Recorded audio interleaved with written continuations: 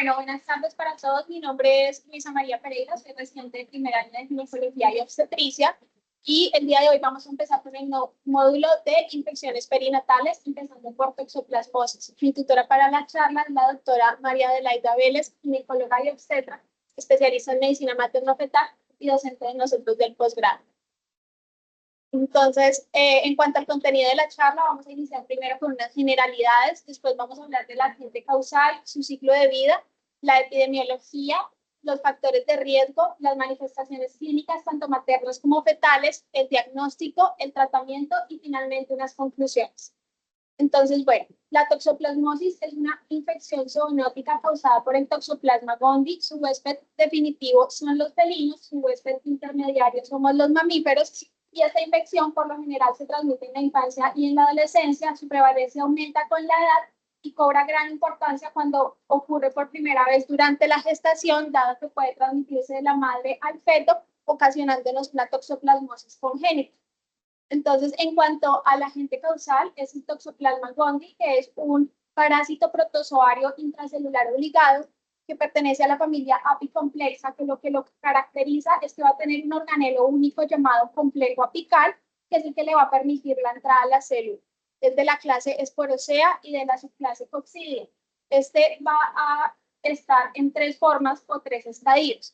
El primero es el ooquiste, que va a contener 4 esporocitos. Estos van a ser eliminados únicamente por las heces de los felinos. Ellos pueden eliminar millones de ooquistes durante 7 a 21 días. Están los taquizoitos, que es la forma de división rápida, que es la que vamos a observar en la fase aguda de la infección. Lo encontramos en el sistema nervioso central, los ojos, el músculo esquelético y cardíaco y en la placenta.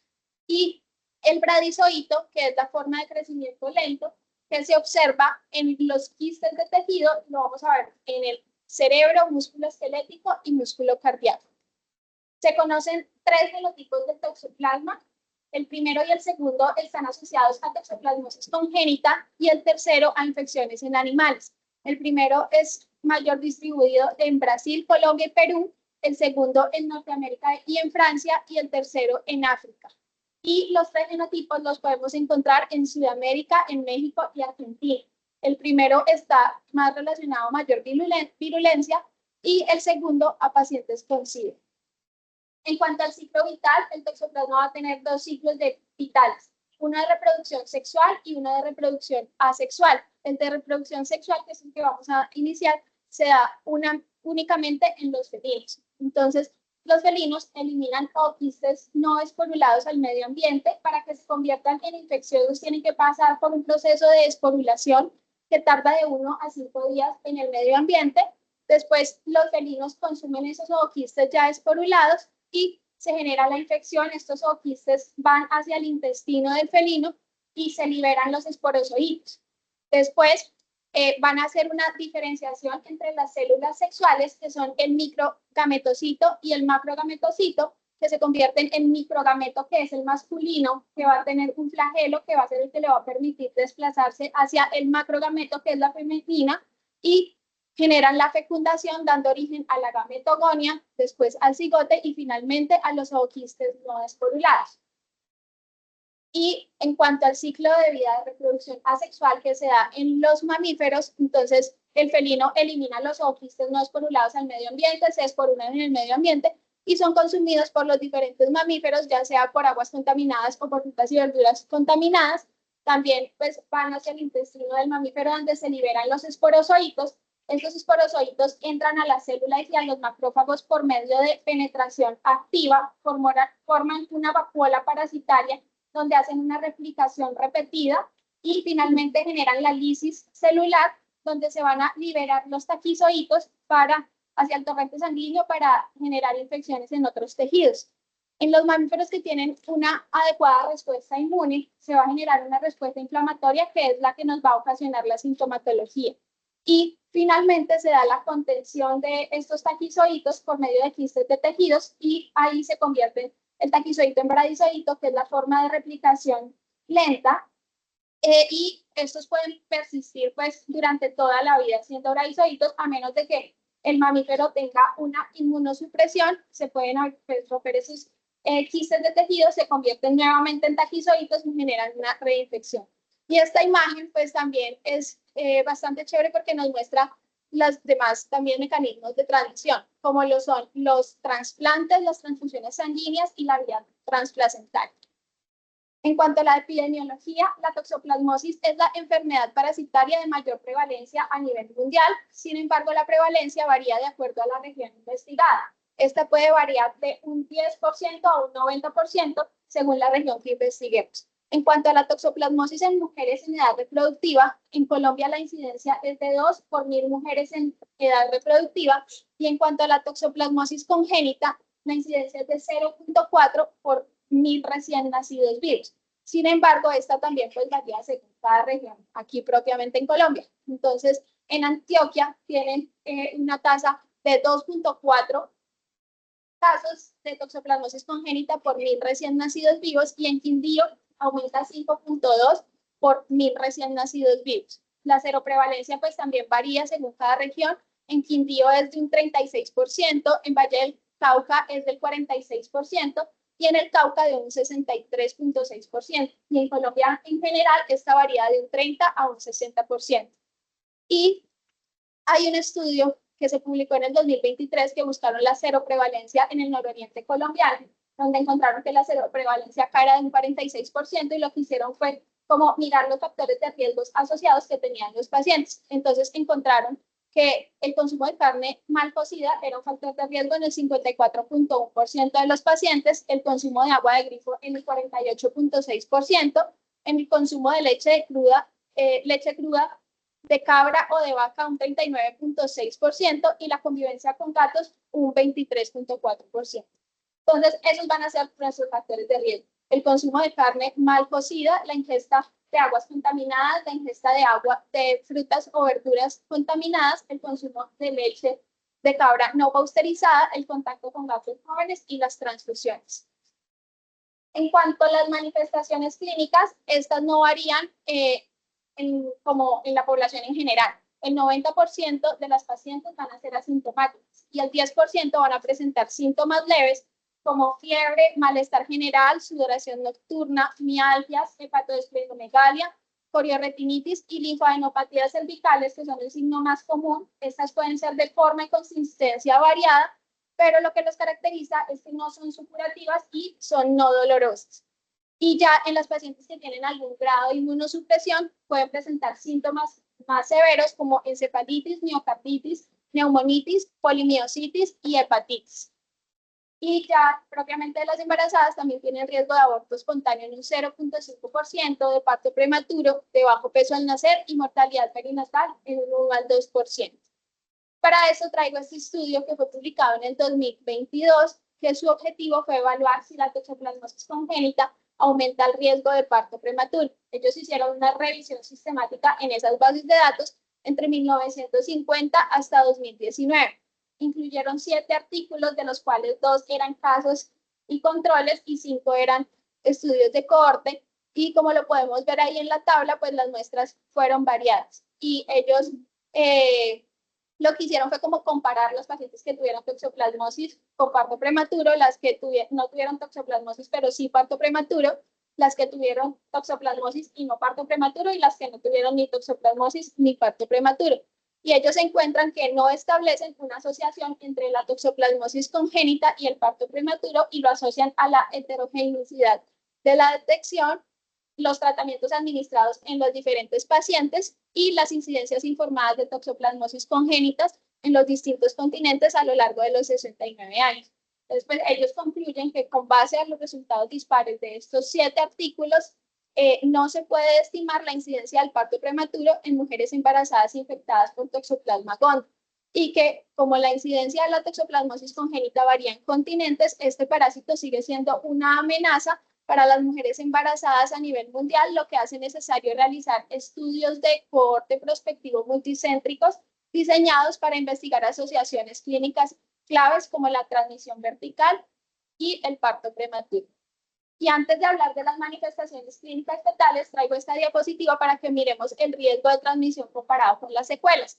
Como lo podemos ver en la gráfica 1, en el eje X tenemos las semanas de gestación y en el eje Y tenemos el riesgo de transmisión materno-fetal. Entonces, como lo vemos, en las primeras semanas de gestación, el riesgo de transmisión materno-fetal es bajo y va aumentando según las semanas de gestación, a comparación de como lo vemos en la gráfica 2, donde en el eje X tenemos también las semanas de gestación y en el eje Y tenemos el riesgo de signos clínicos, donde vemos que al principio de los primeros meses de la gestación tienen más riesgo de presentar signos clínicos y esto va disminuyendo con las semanas de gestación, lo que nos indica que el riesgo de transmisión materno-fetal y el riesgo de secuelas en el feto se relacionan de modo inverso con la edad del embarazo. Y esto también lo podemos ver en esta tabla, donde nos muestran que si se adquiere la infección de las primeras 10 semanas de gestación, el riesgo de transmisión materno-fetal es de un 2%, sin embargo, el riesgo de desarrollar signos clínicos es de un 70 a un 80%, comparado en si se adquiere la infección entre la semana 10 y la 24, donde tanto el riesgo de transmisión materno-fetal como el riesgo de presentar signos clínicos es de un 30%, y si la infección se adquiere desde la semana 30 hasta el parto, el riesgo de transmisión materno-fetal aumenta a un 60 y un 80%, pero el riesgo de presentar signos clínicos disminuye a un 5 a un 15%. Entonces, pues ahora sí, las manifestaciones clínicas fetales, estas ocurren en los recién nacidos de un 20 a un 50% de los que las madres no recibieron tratamiento. El 15% de estos recién nacidos pueden ser sintomáticos y pueden presentar síntomas como coriorretinitis, calcificaciones cerebrales, hidrocefalia, convulsiones, estrabismo, ceguera, anemia, ictericia, petequias debido a la trombocitopenia, hepatodesplenomegalia, urticaria, neumonitis e hipotermia. Y tenemos la tetrada de Sabin, que es la tetrada asociada a la toxoplasmosis congénita, que incluye la hidrocefalia, la coriorretinitis, las microcalcificaciones y las convulsiones, pero esto solamente ocurre en un 10% de los recién nacidos vivos.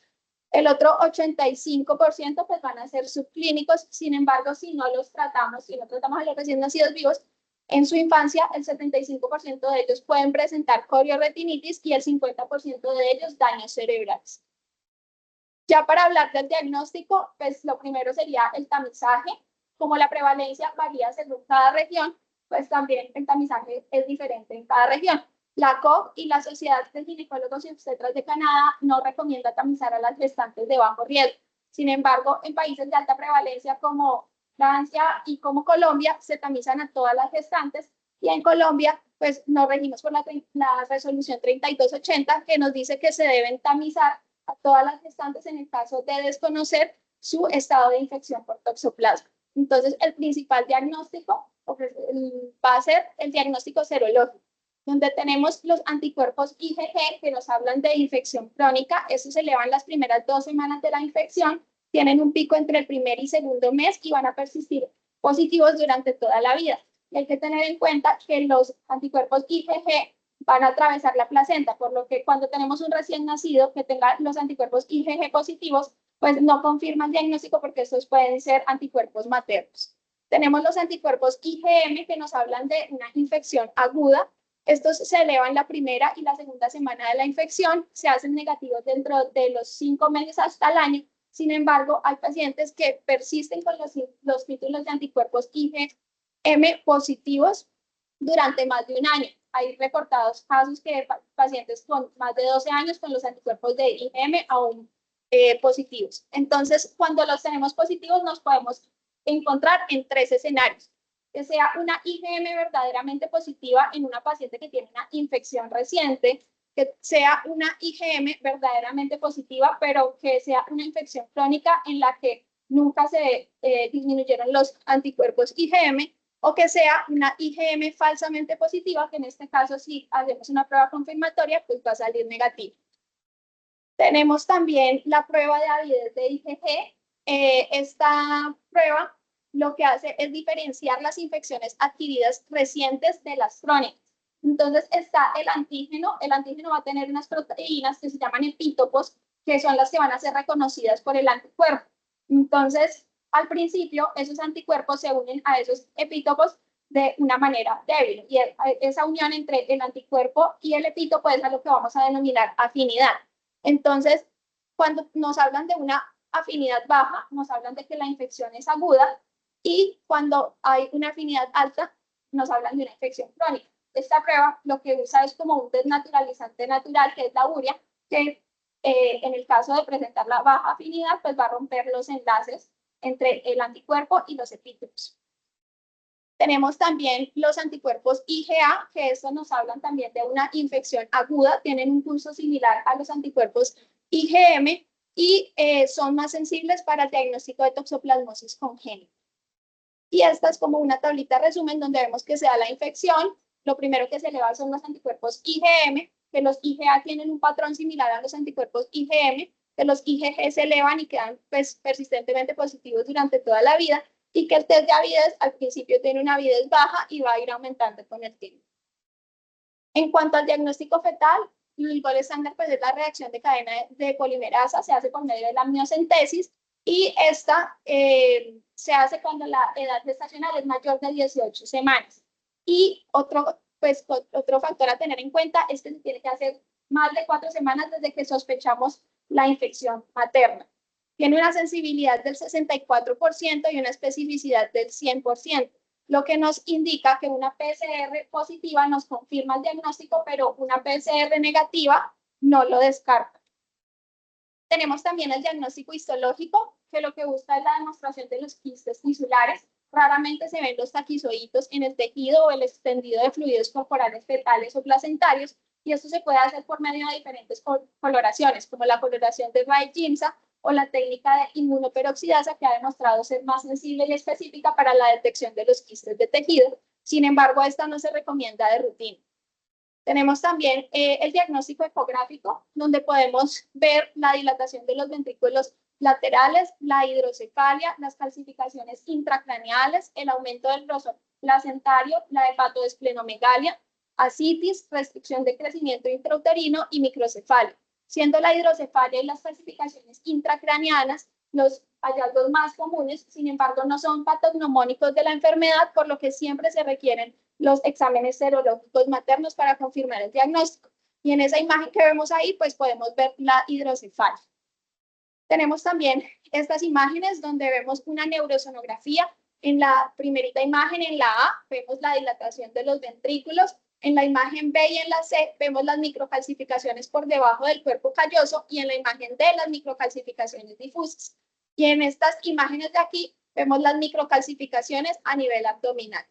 Y estas imágenes que siguen son de una paciente de la doctora en la clínica Farallones que pues, tenía toxoplasmosis congénita y presentó pues varios hallazgos. Entonces, en la primera, en la del lado derecho, podemos ver los plexos coroideos y la calcificación en el plexo coroideo.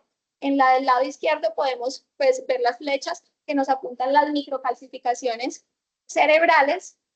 En la imagen de la derecha podemos ver la hepatomegalia, y en la del lado de la izquierda podemos ver la ascitis, la hepatomegalia y la distensión de las asas intestinales. Y en estas imágenes de acá, en el lado derecho, podemos ver el aumento del grosor de la placenta, y en la imagen de la izquierda, la dilatación de las asas intestinales. Entonces, pues ya sabiendo esto, lo que vamos a hacer para el diagnóstico es, nos llega la paciente, nosotras tamizamos a todas las pacientes y nos podemos encontrar frente a 4 escenarios. El primero, que tengamos una IgG positiva y una IgM negativa, donde consideramos que la paciente tiene una infección crónica y ya no hay que hacerle más seguimiento. El otro escenario es que tengamos tanto la IgG como la IgM negativa. Entonces, pues la paciente no ha estado expuesta, pero tiene riesgo de exponerse. Entonces, hacemos prevención primaria y seguimos tamizando con IgM mensual. Si en algún momento esta IgM se llega a tornar positiva, pues se considera que hubo 0 conversión y hay que iniciar tratamiento. El otro escenario es que tengamos una IgG negativa y una IgM positiva. Entonces, tenemos que confirmar esa IgM que sea verdaderamente positiva, y lo que hacemos es repetir la IgG en 2 semanas. Si la IgG en 2 semanas está positiva, nos indica que hubo 0 conversión y hay que iniciar tratamiento. Si la IgG es negativa, nos indica que nos podemos encontrar frente a una IgM natural, donde ya el seguimiento no se haría con la IgM, sino con la IgG mensual, y si en algún momento esta se llega a tornar positiva, pues nos indica que hubo 0 conversión y hay que iniciar tratamiento. Y el último escenario es que tengamos tanto la IgG como la IgM positiva. Entonces, aquí, si la paciente tiene menos de 16 semanas, vamos a hacer la prueba de avidez. Si tiene alta avidez, es una infección crónica y ya no hay que hacerle más seguimiento. Si tiene baja avidez, nos habla de que es una infección reciente y hay que iniciarle el tratamiento a la paciente. Y ya confirmando la infección materna, pues hay que confirmar la infección fetal, que se hace por medio de la amniocentresis y la PCR. Esto si la madre pues, nos da autorización. Si la madre no nos da autorización, el seguimiento del recién nacido ya es en el posparto. Si podemos hacer la PCR, si esta es negativa, podemos continuar con el tratamiento como toxoplasmosis gestacional. Si es positiva, nos confirma la toxoplasmosis congénita y hay que hacer el cambio al manejo. En cuanto al tratamiento, lo primero es la prevención primaria, que es actuar frente a los factores de riesgo. Entonces, tenemos que recomendarle a las pacientes evitar el consumo de carnes crudas o mal cocidas. La carne debe cocinarse a 63 grados. Evitar el consumo de agua no potable. Evitar el consumo de leche de cabra no pasteurizada. Usar guantes al realizar labores de jardinería. Lavado de manos. Evitar el contacto con las heces de los gatos. Y en el caso de tener pues, gatos en la casa, lavar los areneros diarios. Y ya en cuanto al tratamiento farmacológico, este se administra para prevenir o tratar la infección de toxoplasma en el feto, porque como lo vimos, la mayoría de las pacientes pues son asintomáticas. Entonces, para esto tenemos la espiramicina. Este es un macrólido muy bien tolerado. Sin embargo, este no atraviesa la placenta, por lo que es un manejo, un tratamiento para la toxoplasmosis gestacional, sin embargo, no para la toxoplasmosis congénita. Para la toxoplasmosis congénita tenemos la pirametamina y la sulfadiazina. Estos están contraindicados en el primer trimestre del embarazo por riesgo de teratogénesis y la pirametamina tiene también riesgo de toxicidad hematológica, por lo que siempre se da acompañado del ácido folínico. La dosis de la espiramicina es 1 gramo cada 8 horas. Se debe administrar con el estómago vacío para mejor absorción y está contraindicado en pacientes que tengan alergias, en pacientes que tienen síndrome de Creutzfeldt largo y en pacientes con déficit de G6-PDH por riesgo a hemólisis. Está la pirametamina, que se da una dosis de carga de 50 miligramos cada 12 horas y después se da una dosis de mantenimiento de 50 miligramos día. Como les dije, esta tiene riesgo de toxicidad hematológica, por lo que se debe siempre hacer seguimiento con cuadro hemático cada semana o cada 2 semanas a los pacientes que los tenemos con este medicamento. Si en algún momento llegan a presentar anemia o neutropenia, se debe suspender, se continúa el ácido folínico, continuamos con el cuadro hemático y se vuelve a reiniciar el tratamiento cuando todos los valores del cuadro hemático ya estén normales. Está la sulfadiazina, que se da dosis de 75 miligramos kilogramo cada 12 horas por 2 días, y la dosis de mantenimiento 100 miligramos kilogramo día, máximo los 4 gramos al día. Esta puede presentar alergias cutáneas graves como el síndrome de Stevens-Johnson y se debe también evitar en pacientes con déficit de G6-PDH por riesgo a hemólisis.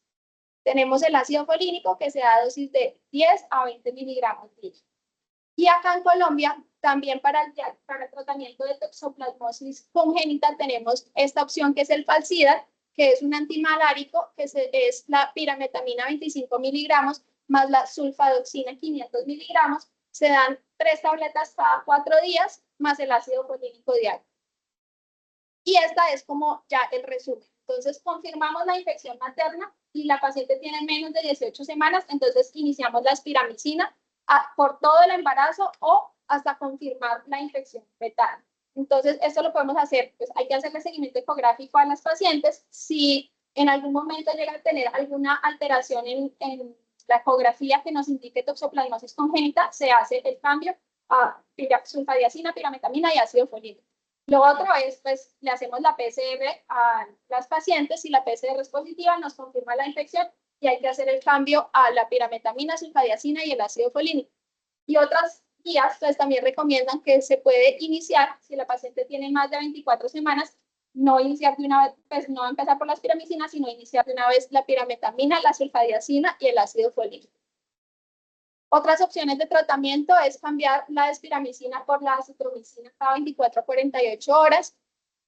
Otro esquema es la sulfadiazina más la clindamicina cada 6 horas o cambiar por cotrimoxazol cada 8 horas. Las sulfamidas también podemos cambiarlas y dar el esquema de pirametamina, ácido folínico y clindamicina cada 6 horas. Y la pirametamina la podemos también cambiar por cotrimoxazol. Y traigo estos estudios. Este es un estudio publicado en el 2018, es el estudio Toxogens. Sin embargo, es uno de los estudios pues, más relevantes que mencionan en la mayoría de artículos para toxoplasmosis, que su objetivo era comparar la eficacia y tolerancia de la pirametamina más las sulfadiazinas versus la espiramicina para reducir la transmisión placentaria. Entonces, este fue un ensayo clínico multicéntrico aleatorizado de fase 3 que se realizó en 36 centros franceses. Y pues comparaban la espiramicina con la pirametamina, la sulfadiazina y el ácido folínico. Incluyeron 143 pacientes, de los cuales 70 fueron tratadas con espiramicina. De esas 70 se les realizó amniocentesis a 64 pacientes, de las cuales fueron positivas 13, que equivale a un 20.3%. Y se les hizo seguimiento ecográfico a las madres. De esas 70 pacientes, 6 tuvieron hallazgos ecográficos anormales y la tasa de transmisión fue de un 30%. Comparado con las 73 mujeres que recibieron pirametamina, sulfadiazina y ácido folínico, de las cuales a 67 le hicieron amniocentesis, de esas 7 salieron positivas, que equivale a un 10.4%. Ninguno de los fetos tuvo alteraciones ecográficas anormales y la tasa de transmisión fue de un 18.5%. Ellos concluyen que se observa una tendencia hacia la menor transmisión con la pirametamina sulfadiazina y que los que fueron tratados con este esquema no tuvieron alteraciones ecográficas anormales. Sin embargo, el estudio no alcanzó significancia estadística, pero indican que estos resultados son prometedores y alientan la realización de más investigaciones sobre quimioprofilaxis para prevenir la toxoplasmosis congénita. Y traigo también este estudio, que fue un estudio publicado en el 2024, que se realizó en Roma, que su objetivo era informar su larga experiencia en el tratamiento de la infección por toxoplasmosis materna, utilizando la combinación de espiramicina con cotrimoxazol, evaluando su eficacia en la prevención de transmisión vertical en comparación con la incidencia esperada de la infección congénita. Este fue un estudio retrospectivo realizado en Roma entre 1978 y 2020. A este centro llegaron 1.364 embarazadas sospechosas, de las cuales a 760 se les confirmó la infección primaria en el embarazo, 198 fueron excluidas por abandono y 562 mujeres al final fueron incluidas en el estudio con infección confirmada. Y el esquema que usaron fue la espiramicina 4 veces al día y cotrimoxazol 2 veces al día en ciclos de 30 días con descansos de 7 días, más el ácido folínico. Entonces, ellos pues lo dividieron por trimestre, pero nos vamos a fijar aquí en pues, todas las pacientes. De las pacientes que estudiaron, 10 de ellas no recibieron tratamiento y 5 fueron confirmadas con toxoplasmosis congénita, que equivale a un 50%. Y las que recibieron tratamiento las dividieron en 2 grupos. Las que recibieron un tratamiento adecuado y las que recibieron tratamiento inadecuado, ya fuera por falta de adherencia al manejo o por otras complicaciones. De las que recibieron tratamiento adecuado fueron 233, 8 fueron confirmadas con toxoplasmosis congénita, que equivale a un 3.4%, y de las que recibieron tratamiento inadecuado fueron 272, de las cuales 21 fueron confirmadas con toxoplasmosis congénita, que equivale a un 7.7%. Y la P que encontraron fue de 0.039, que es estadísticamente significativo. Por lo que ellos concluyen que la combinación de la espiramicina con el cotrimoxazol es segura y eficaz para prevenir la toxoplasmosis congénita fetal y reducir las secuelas en caso de la infección intrauterina, y que el momento de la administración y la adherencia al tratamiento son cruciales para reducir el riesgo de infección congénita y morbilidad neonatal. En cuanto al seguimiento, debemos hacerle seguimiento ecográfico a todas las pacientes. Si la PCR es negativa, el seguimiento ecográfico se hace mensual. Si la PCR es positiva, se hace cada 2 semanas. La resonancia magnética fetal no se recomienda de rutina, solamente en el caso de que la interpretación de la ecografía sea difícil. En cuanto a la vía de parto, no hay evidencia que una cesárea o que una inducción de trabajo de parto vaya a aumentar el riesgo de transmisión placentaria, por lo que no está ni contraindicado ni la cesárea ni el parto. Y la lactancia materna tampoco está contraindicada. Y finalmente tenemos esta guía de práctica clínica que fue publicada en el 2013, es la guía colombiana, que tiene un apartado pues especial para toxoplasmosis, que lo que nos dice es como un resumen de lo que les acabo de mencionar. que debemos hacer prevención primaria en todas las gestantes, que en caso de desconocer el estado serológico de las madres debemos tamizarlas por toxo IgG e IgM, que si esta toxo IgG y IgM son positivas, la paciente se le debe hacer, si tiene menos de 16 semanas, un test de avidez, y si tiene más de 16 semanas, una toxo IgA confirmatoria, que si la IgG y la IgM son negativas, hacemos seguimiento con toxo IgM mensual, que si tenemos la IgM negativa y la IgM positiva y la IgG negativa, se hace seguimiento con la IgG en 2 semanas. También recomiendan tamizar a todas las pacientes que nos lleguen a la consulta preconcepcional y recomiendan pues el manejo con la espiramicina lo antes posible para las pacientes confirmadas con toxoplasmosis gestacional, y cuando confirmemos la toxoplasmosis congénita, hacer el cambio al manejo de pirametamina, sulfadiazina y ácido folínico. Recomiendan que se haga el seguimiento ecográfico, que este seguimiento ecográfico sea por un personal capacitado, que recomendemos el diagnóstico fetal con la amniocentesis y la PCR. Ellos no recomiendan la cordocentesis y recomiendan que los controles sean realizados en un centro de calidad donde le podamos ofrecer la amniocentesis a las pacientes. Y ya en cuanto al seguimiento del recién nacido, recomiendan tamizarlo pues, al recién nacido con toxo IgG, IgM e IgA. Si la IgG sale positiva en el recién nacido y la IgM y la IgA salen negativas, se tiene que hacer un Western blot. Si el Western blot sale negativo, se hace seguimiento mensual con las pruebas serológicas al paciente hasta los 6 meses y después cada 3 meses o pues hasta el año o hasta que la IgG se vuelva negativa y descartemos la infección del recién nacido. Y ya para finalizar, pues están las conclusiones donde tenemos que la toxoplasmosis es la enfermedad parasitaria de mayor prevalencia a nivel mundial, que Colombia es uno de los países con mayor prevalencia, que todas las gestantes las debemos tamizar para la toxoplasmosis, que las pacientes toxosusceptibles se debe hacer seguimiento con toxo IgM mensual, que en el caso de confirmar la infección gestacional, debemos iniciar lo antes posible el manejo con la espiramicina, y en caso de confirmar la infección congénita, se debe hacer el cambio del manejo a pirametamina, sulfadiazina o ácido folínico, o pues los diferentes tratamientos en el caso de que la paciente tenga alergia o tenga alguna contraindicación. Muchas gracias. Muy bien, Luisa, felicitaciones. No sé si de pronto en el auditorio tienen alguna pregunta.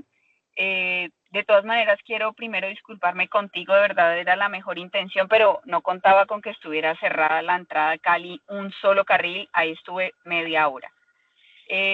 Quiero felicitarte porque sé que es la primera gran sesión, pararse ahí no es tan sencillo y me parece que lo hiciste muy bien, incluso controlaste el tiempo de haberse tenido que mover de salón, esperar que el video no funcione y lo manejaste de la mejor manera. Explicaste el ciclo vital de una manera de verdad muy didáctica, por eso te dije que esa diapositiva me gustaba mucho, que la dejaras en una única sola, que era una forma muy visual de uno saber realmente qué es lo que pasa y cuál es la transmisión que se puede dar de manera activa. No sé si de pronto en el auditorio haya alguna pregunta o alguien tenga algo para aportar. Veo que los profes también están allí. La charla me pareció que fue muy concisa, mostraste las cosas de la manera más organizada, y si todos tuviéramos la oportunidad de haberlo visto así desde el principio, sería muy claro el enfoque y podríamos incluso mejorar mucho en el control prenatal, que es que desafortunadamente cuando encontramos la paciente está con un examen sin el otro, pero se lo pidieron antes, piden las pruebas de avidez en espacios que no están indicados. Entonces no sé, no veo, sé que Nas puso ahí el video del auditorio, pero no sé si alguien tenga alguna pregunta en el auditorio.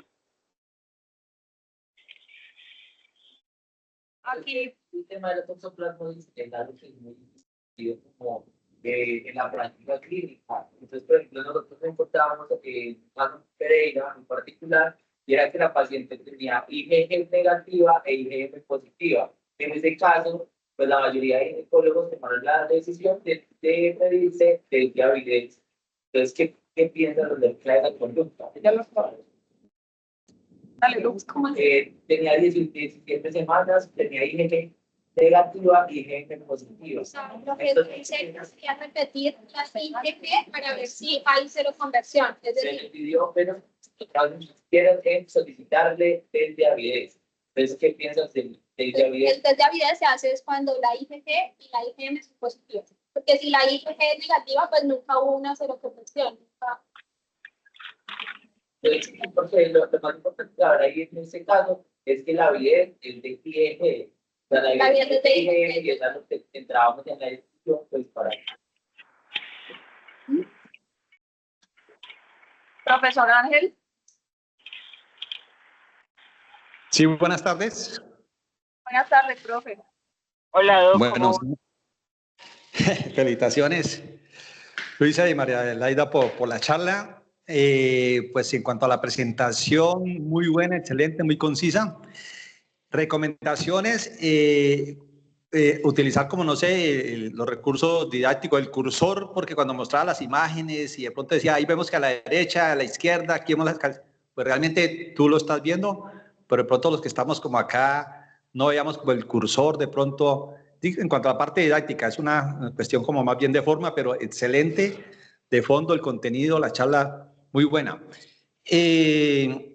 María Adelaida, pues una cosita, a ver, como en nuestro medio es difícil conseguir el ácido folínico, generalmente uno siempre escucha que es difícil conseguir, entonces tener en cuenta reemplazar de pronto el ácido folínico por la levadura de cerveza, que a veces hay farmacias antiguas, clásicas, que la pueden preparar y que se puede cambiarle el ácido folínico por la levadura de cerveza a una dosis de 10 gramos día, cuando no se consigue, eso como para tenerlo en cuenta. A ver, la farmacia biológica, Doc, la preparan. En ¿sí? la farmacia Sí. la preparan, sí, señor. Bueno. La verdad es que antes lo hacían Nutrabiotics, que es una de las farmacias de medicina bioreguladora, pero ahora solamente lo están haciendo en la farmacia biológica, sí la preparan la levadura de cerveza y hacen de 5 y de 10, lo hacen como en una forma de pasta. Ok. Bueno, entonces, esta pregunta como para aclarar, en las pacientes que se detectan después de la semana 16 con IgG, IgM positiva, ahí ustedes, IgA, y dependiendo de la IgA, si es negativa la consideran que fue una infección activa, si es una IgA positiva, la consideran una infección pues ya reciente, y de ahí van a ustedes a hacer la amniocentesis, o independientemente ustedes prefieren después de la semana 16-18 que se detecta ir más bien a hacer PCR. Y lo otro, este tratamiento, pues tratamiento ya fetal con sulfas, piremetaminas, en libros pues, anteriores, pues uno leía, suspendían el tratamiento 2 semanas antes de la fecha probable de parto, de pronto para evitar toxicidad. Saben que las sulfas compiten pues con la bilirrubina en su unión a la albúmina y puede producir ictericia. No sé si esto todavía recomiendan ustedes suspender 2 semanas antes de la fecha probable de parto del tratamiento, o se deja hasta el momento del parto su uso de sulfas piremetamina. Entonces serían 2 cositas, después de la semana 18, ¿les IgA o les gusta de una vez más bien ir a PCR y suspender el tratamiento 2 semanitas antes, sí o no? No, después de la semana 18, la verdad es que la sensibilidad del test de avidez es muy bueno. Entonces es mucho mejor porque no solamente se genera este interrogante en la parte médica, sino para la paciente todavía pensar si tiene o no toxoplasmosis gestacional o toxoplasmosis congénita, hace que el paso de la amniocentesis sea un poco más rápido. Y en relación a suspender el medicamento, sí, todavía se suspende por la toxicidad y también porque si estos pacientes van a parto, ocurre un poco de disbacteriosis y la indicación es suspenderla 2 semanas antes de la fecha probable de parto.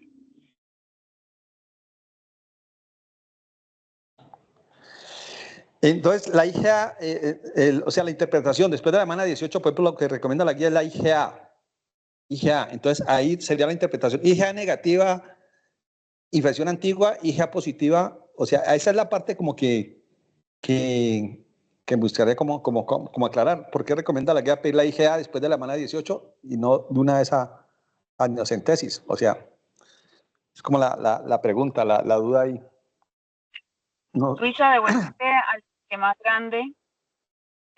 al esquema grande donde están las 6 columnas. Ahí está. ¿Ese? Ajá. El de arriba. Ajá. Doc, mira ahí, justico ahí, si de pronto hubiésemos hecho el cuadro dividido, pero es que uno se pierde si queda dividido. Yo la verdad como que no vi el puntero, pero pensé que era yo porque venía también en el celu. Ellos muestran allí, doctor Ángel, cómo si usted tiene realmente con el reporte, no es en la siguiente, porque ahí es donde ellos nos dicen que si la avidez es baja, ese es ya el tratamiento de aquí, con la IgA.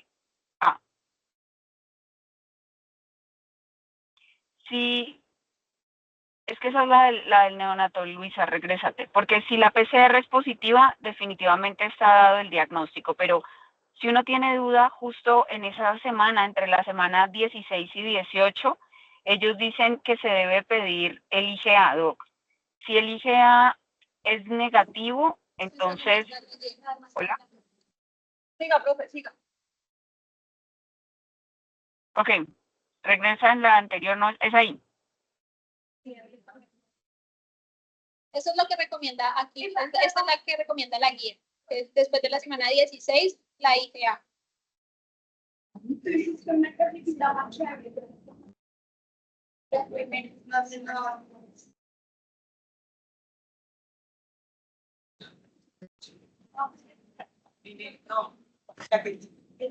Pero creo que son dos situaciones distintas las que plantea Fernando.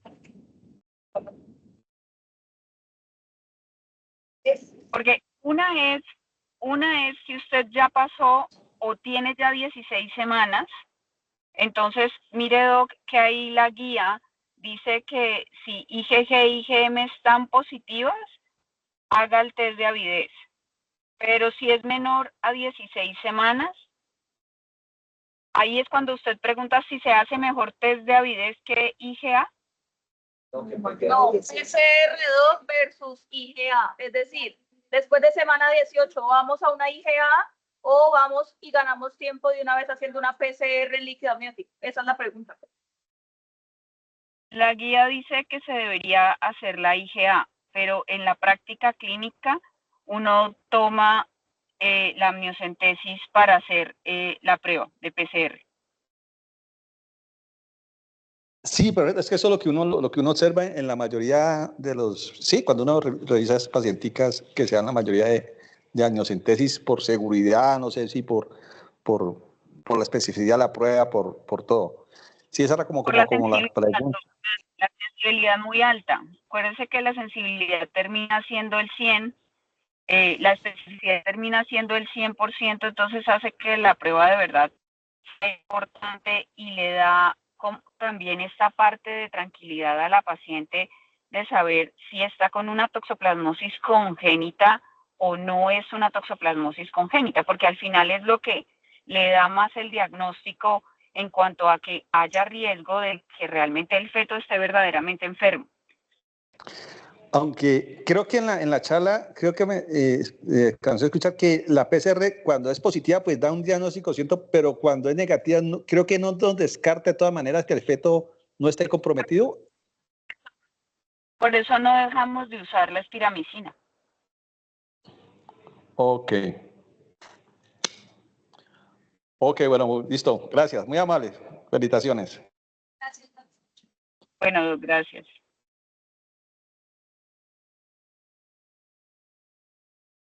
El doctor Milton, mano levantada, sí. Hola, ¿cómo están? ¿Cómo les va? Bueno, Adela la cogió el trancón entrando, que estamos ahorita de protesta y pasamos de protesta étnica de indígenas a afros y después tendremos protestas, otro tipo de protestas de la comunidad LGTBI y se vendrán protestas conjuntas. Bueno, estamos en la era de las protestas, entonces, pues nada raro que nos pase esto. Bueno, pero de todas maneras, gracias por la exposición. Estuvo, como decía Fernando, algunas cosas de forma, un poco en el tema de la velocidad. Pues es la primera gran sesión, sé que están un poco nerviosas, pero estuvo muy bien la presentación en términos generales y pues el contenido estuvo muy, muy bueno. Toxoplasmosis es un tema que todavía no dejamos de sorprendernos de cosas nuevas que salen porque hay muchas preguntas que todavía se nos quedan en el tintero. El profe Montoya en una exposición que hizo internacional, porque como está de líder del laboratorio de Palo Alto ahora, pues es como la máxima autoridad mundial en este momento, dijo en una presentación que hizo hace más o menos año y medio en un congreso mundial acerca del diagnóstico de la infección aguda, y él decía, diagnosticar toxoplasmosis aguda no es tan fácil, o sea, realmente no es tan fácil, y decía en esa época que nosotros deberíamos utilizar todos los recursos que tenemos para demostrar infección aguda, lo que tengamos a la mano, es decir, si usted tiene, por ejemplo, IgM, debería utilizar la IgM, debería utilizar la IgA y debería utilizar el test de avidez. Entonces le preguntaban, profe, pero uno de los dos o de los tres, él decía, no, todos. Entonces él decía que a veces muchas pacientes, por ejemplo, que diagnosticaban agudamente, terminaban no siendo muchas veces toxoplasma y con lo que esto derivaba. Entonces él decía, utilicen los recursos que tengan, la gran mayoría de recursos que tengan para diagnosticar toxoplasmosis aguda, y si usted puede hacerle un test de avidez y hacerle una IgA también, pues bueno, hágale las dos, y si las dos le confirman baja avidez y la IgA le sale positivo, se está seguro que eso es una toxoplasmosis aguda, y le empieza un tratamiento que además es tóxico y tiene riesgos tanto para la mamá como obviamente para el bebé. Entonces esa decisión no es fácil, y yo creo que por eso daba ese consejo de hacerlo todo. Eso es lo primero. Nosotros aquí pues hemos decidido pues por algoritmo el test de avidez, la IgM pues obviamente, pero el problema que tenemos con el planteamiento que hacía Fernando es que no todas las pacientes nos llegan a veces con pruebas, y creo que la respuesta de la pregunta que está haciendo Fernando es si la paciente tiene o no tiene pruebas previas, porque si usted le va a hacer pruebas de primera vez después de la semana 16 y le llega a salir una IgM positiva a esa paciente, pues en ese caso es donde se recomienda que la IgA tiene, digamos, una utilidad hacerla aguda en ese momento, y pues es importante como apoyo diagnóstico. Pero si la paciente está antes de la semana 16 y tiene pruebas previas, pues lo que se recomienda es un test de avidez. Pero como nos pasa, muchas pacientes inician control prenatal tardío y pues a alguien se le ocurre pedirle la IgG y la IgM y las dos le salen positivas, pues ahí comienza Cristo a padecer, porque ya después de la semana 16 uno dice, bueno, tenemos solamente, ¿qué nos queda? Alternativa de la IgA, y hacerle a esa paciente después la ecografía y la amniocentesis en la ventana de tiempo en donde la amniocentesis tiene mucho mejor rendimiento, que es ojalá hacerla antes de la semana 24, porque ya después también comenzamos a tener problemas en la sensibilidad de la detección de la PCR en la amniocentesis, es decir, la amniocentesis no la podemos hacer en cualquier momento. Ahí se mostró muy bien las curvas de toxoplasma de la publicación de Rosso y del doctor Montoya, en donde ellos muestran ahí pues el rendimiento de esas pruebas de manera mucho más efectiva. Y el último comentario que iba a hacer es que ahora tenemos una gran dificultad aquí en la ciudad en este momento. Precisamente la espiramicina está escasa, y pues ni qué decir de la sulfadecina pirimetamina, que nunca la conseguimos. Entonces creo que es hora de comenzar a utilizar las alternativas. De hecho, algunos grupos han comenzado a utilizar simplemente para prevención. Ustedes vieron lo que se mostró en la charla de la combinación de espiramicina más trimetropin sulfa para prevenir. O sea, es mucho más efectiva la prevención con espiramicina más trimetropin que solo espiramicina. Y ese, digamos, es uno de los cambios farmacológicos que me parece importante resaltar. Y en tratamiento, pues en tratamiento nosotros tenemos aquí Falcidear con la experiencia del Quindío, que los pusieron también en la charla muy bien, que es una alternativa, y pues es una alternativa que ellos llevan mucho tiempo utilizándola y que tiene cierto margen de seguridad también alrededor de las pacientes utilizar el Falcidear si no hay sulfadiacina, o las combinaciones que también ya tuvieron estudios. Hay un estudio también en pacientes con VIH tratados con esas alternativas, pirimetamina más clindamicina, o utilizar la citromicina también en combinación, que tienen una tasa de protección importante, también muy parecida a la de la sulfadiacina y pirimetamina. Yo creo que el paradigma del cambio de toxoplasma se mueve como uno, todavía en el tema diagnóstico, y dos, pues que cada día tenemos tratamientos también más diversos por esta dificultad de búsqueda de esos medicamentos que casi nunca los conseguimos acá. Esos son mis comentarios. Yo creo que pues sigue siendo un tema muy interesante la toxoplasmosis, y creo que volvimos a recordar muchas cosas del cuadro. Muchas gracias, Adela, y a la pupila que nos expuso.